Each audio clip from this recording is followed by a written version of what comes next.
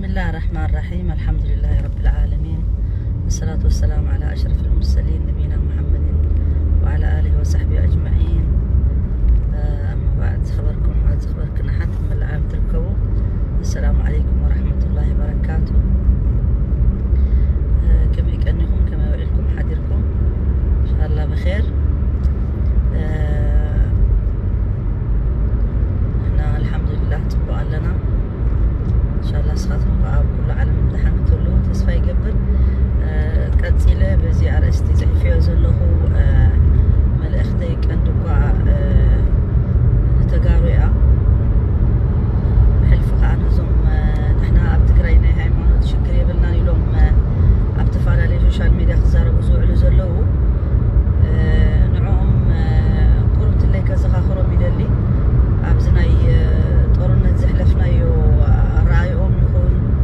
ولا حجة عفتناتهم بوليتيكا صار حتى كم مخانو زلو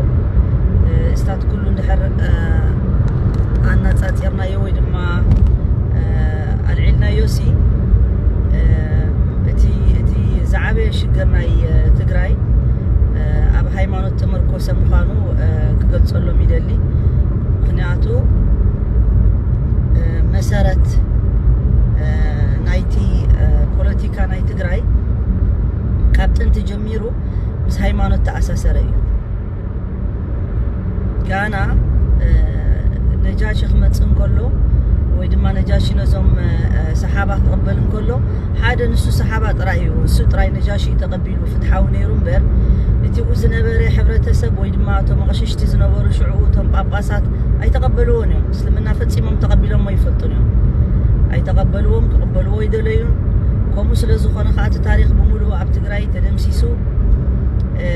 زسلمه نغس يبلنا نيلوم يوم زاربو ستيل سغاب حج مالتيو مانم باباس ناي تግራይ ولا شيخ ناي قش ناي تግራይ حتتو زسلمه نغس نيرو نغاشي تلكمو اينبرن يوم زلخ فصيمم نيرو ايبلون يوم ازي نغاشي بتاريخ اتيو ግዴታ ኮይኑ ማው ስለዝላዓል ዳኢምበር ንሳቶም አያምኑሉን يوم ስለዚህ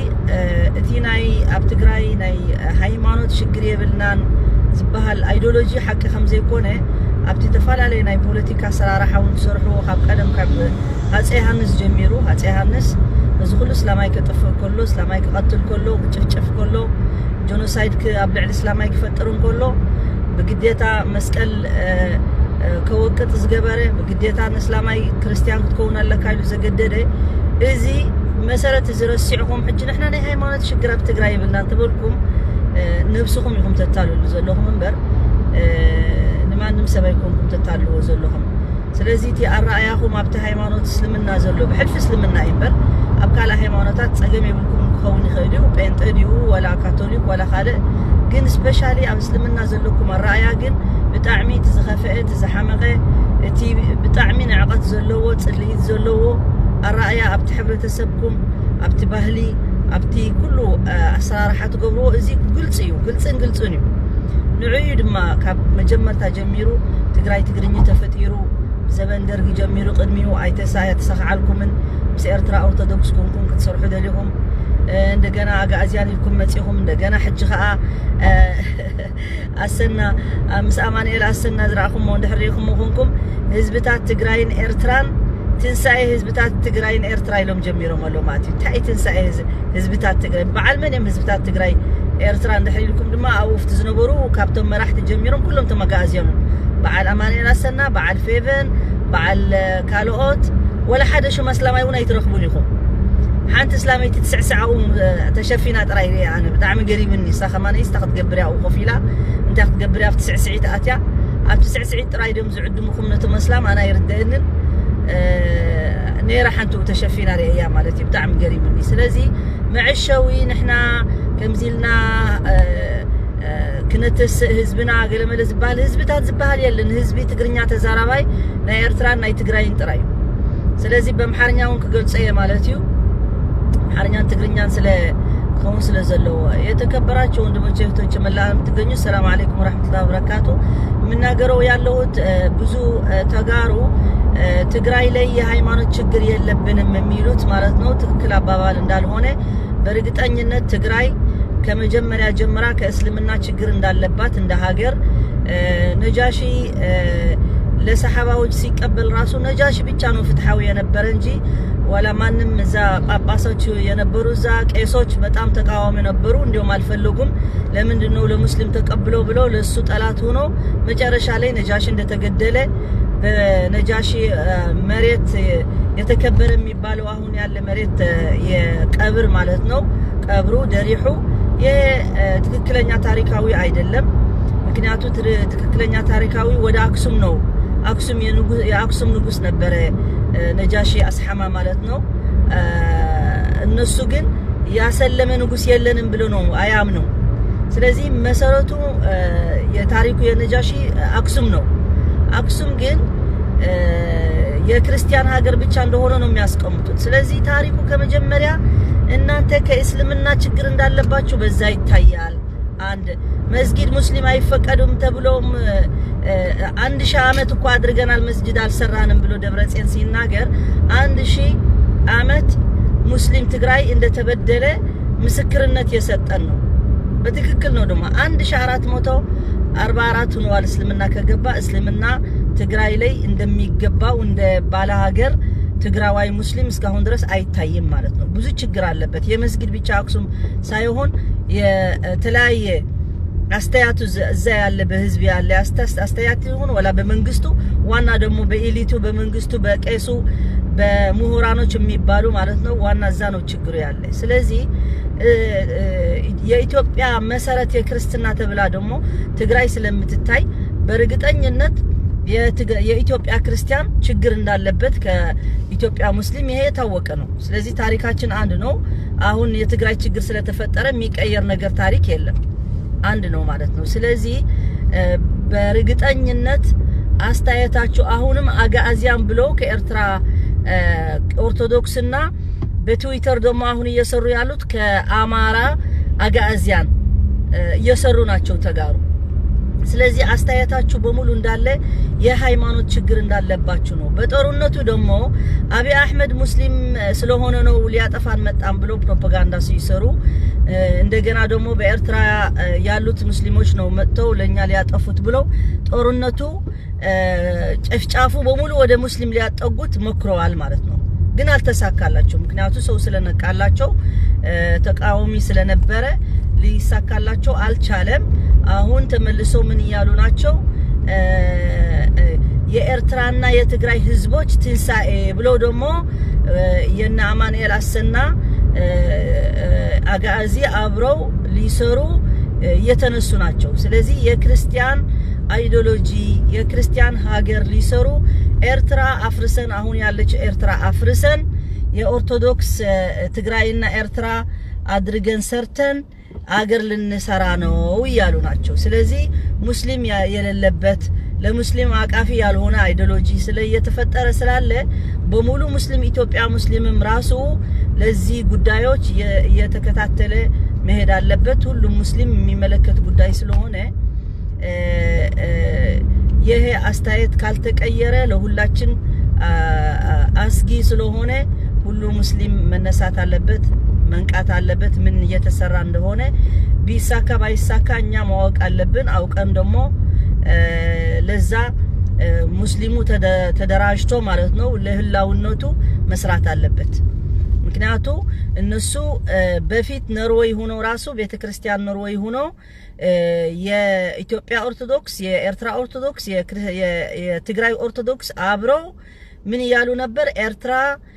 ሙስሊም የበዛባት ሀገር ናት እንደገና ደግሞ በሙስሊም የተከበበች ስለሆነች እኛ ሁላችን አብረን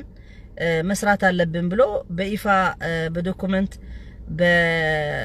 በቪዲዮ ወጥተዋል እነሱ ሚስጥር አደረጉት መጀመሪያ ግን በኋላ ወጣ ማለት ነው ስለዚህ እኛ ይሄን አውቀን መንቀሳቀስ አለብን ምን እንደሚመጣ ለወደፊት በሁሉም ዓለም ነው እዚህ ብቻ የና አጋዚያን ብቻ አይደለም በሙሉ ዓለም የሙስሊም ስጋት እየተፈጠረ ነው በተለያየ ሀገር በተለያየ ያየነው ነው እየሰማን ነው ስለዚህ እኛ መተኛት የለብንም ቀፍላ መኖር የለብንም ምን እየተሰራ እንደሆነ አሁን ራሱ እነዚህ የተለያየ ቦታ ኢትዮጵያ ድርቅ የገባበት የሙስሊሞች ቦታ ተለያየ ቦታ ጴንጤ ገብቶ ለሙስሊሞቹ ሃይማኖታቸው ሊቀይሩ እኛ እንረዳቸዋለን ገንዘብ እንሰጣቸዋለን የሚበላ እንሰጣቸዋለን እያሉ እየሰሩ ናቸው ሙስሊም ግን ብዙ ችግር ስለበዛበት ለሁሉም ነገር አይደርስለትም ግን ማሰብ አለበት ጥንቃቄ ያስፈልጋል የሁሉም በስፔሻሊ በገጠር ያሉ ሙስሊሞች ኢትዮጵያ ደግሞ በጣም በዛ እየገቡ ናቸው ከድሮ ጀምሮ የሙሽን የዓለም ሙሽንም ራሱ ገብተው እንደሱ ነው የሚያረጉት በሰው በሃይማኖቱ ሊቀይር በሆዱና በረሃቡ ነው የሚያረጉት አላሁ ሙስተዓን ስለዚህ ይሄ ችግር አለበት ስለዚህ ናይ ትግራይ ፖለቲካ ከመሰረቱ ከመጀመርቱ ምስልምና ጽልኢት ዘለዎ ፖለቲካዩ ሕጁን ኮሚዮም ዝብሉ ዘለዎ እቲ አስላማይ ምስኦም ዘሎ ትግራዋይ ካድረ ኮይኑ ኣብ ስዕስዒትን ኣብ ገለን ጥራይ ዝረአይ ዘሎ ንዑ አሎ ምሳና ዝብሉ ዘለው ያሬት ኣብ ካለ ቦታ ከማኔ ከም ዘለኹም የርዩና ጽቡቕ ነይሮም ኣብ ስዕስዒት ኣብ ጨፈራ ጥራይ ዘይኮነ ኣብ ካለ ቁም ነገር ትገብሩሉ ትጽውዕሉ ሽምኩም ዘለዎ ኣብ ተወሳኒ ቦታታት ተትህሉ ነርኩም ከመስላም እኮ ብጣዕሚ ተሐጎስና ነና ግን አይኮነን ኣብ ሸንዳን ኣብ ስዕስዒትን ኣብ ገለንዑ ከም ዘለኹም አርእዩ እንዳተባሃልኩም ካድረታት ኮን ካመርአይ ግን ትርጉም የብሉን ካድረውን ክትኮኑ ትኸሉ ኢኹም መሰልኩም እዩ ካድረ ይሕሸና እንተይልኩም ግን አትሊስት ካድረ ንቑሕ ካድረውን እኮ ኣሎ እዩ ንቑሕ ካድረ ኣሎ እዩ ነቲ መንግስቲ ደጊፊ ይኹን ዋላ ገለ ይኹን ግን ናይ ባዕሉ ዓላማ ከይረስዐ أسلامي مخانو خير السعي أمته خير السعي مخنياته رسول الله عليه وسلم انتايلنا من لم يهتم بأمر المسلمين فليس منهم سلازين دحربتنا إسلامي حوخا نايب عليها كمسلم زي تقدس كونكا كادرو كونكا تراي تنبر ندحر كونكا حسرت مالتي كل جزء كركور كونكا سلا تنبر كسلازي خونا يقبأنكم مالت سلازي أبزي أورنة زير إنا يئنا عامة فراغان كل تصليتهم ناي اسلاموفوبي اب ناي تيميتش يكون اب انت امز بهالو ددبيت يكونوا ميديا كل بملو ناي تግራይ ميديا مالتيو كل تصليت ناي اسلمنا يزغلص نيرو اسلاماي مصي طراي كم زقتلنا يلوم كله ولا بعلاتهم انتم اكتيفيست وصيومون تزاريبوم يوم مسلم متنو تግራይ يگدلن يلوم طراي تزاريبوم مالتيو አለው يوم ስለዚህ ያየነው በአንድ አመት ተኩል እዚህ የተሰራ በትግራይ ሚዲያዎች በተለያየ አክቲቪስቶች ማለት ነው ጦርነቱ ወደ ሙስሊም ብቻ ለመጣጋት የሞከሩት ብዙ አክቲቪስቶች ወጥተው ራሱ አሁን ትግራይ የገደሉን ሙስሊሞች ብቻ ናቸው ብለው ነው ያስቀመጡት እነሱ በራሳቸው ወጥተው ወሎ የተደረገ አፋር የተደረገ ችግር ለሙስሊሞች ግን አላመኑበትም ማለት ነው እንዳልተደረገ ነው የቆጠሩት ስለዚህ እኛ እንደ ሙስሊም ማበር እንትና አንድነት መፍጠር አለብን ለሚመጣ አደጋ ጠንቅቀን ማዋቅ አለብን መጠበቅ አለብን ብዙ ነገር ሊመጣ ይችላል ወደፊት ማለት ነው ለሚመጣ ትውልድም እኛ መንቃት አለብን ለወጣቶች መንቃት አለብን ብዬ ነው ማሰብ ስለዚህ እዚ ችግር የብልናን ኣብ ትግራይ ናይ ሃይማኖት ትብልዎ ሓሶትዩ ሓቂ ይኮነን ብጣዕሚ ሽግር ኣለኩም ምክንያቱ እቲ አራያኹም እዚ ንባዕሉ ኣብ ትግራይ ሙስሊም መሰል አይተኸበረሉን ክበሃል እንከሎ የለም በፍጹም ኢልኩም ይኹም ተቀምጥዎ ግን ተሐቀ ግን ከም ዘሎ ትፈልጥይኹም አስላማይ ሙስሊም አስላማይ ትግራይ ከምስላምነቱ አምንም ተኻፋላይ ከም ዘይኮነ ኣብቲ ሕብረተሰብ ተከታላይ ጥራይ ዳ ኢምበረይ ተአዛዛይ ጥራይ ዳ ኢምበር ኣብ ዘዘሉ ቦታ ይኹን ኣብ ወሳነ ዝኾነ ቦታ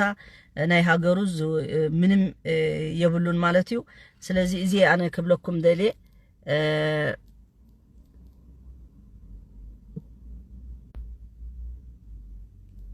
ያ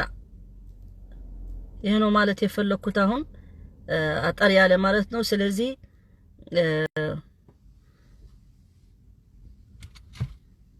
نحن عندنا مشكلة المسلمين تجاروا عندنا مشكلة ولذلك احنا يجب أن نتحد الأغازيان الآن يشتغلوا على مستوى إثيوبيا على مستوى إريتريا وتجراي الأغازيان الآن بادئين مشروع اسمه قيامة شعوب تجراي وإريتريا يعني وهذا يعني على أنه المسيحيين فقط يعني للمسيحيين فقط لا غير ولذلك إذا حتكون هذه بمعنى أنهم الآن يغيروا جغرافية إريتريا، بحيث أنه هذه إريتريا اللي موجودة يا إما تمحى يا إما تقسم، الله أعلم كيف حيعملوه، بس أنه حتكون منطقة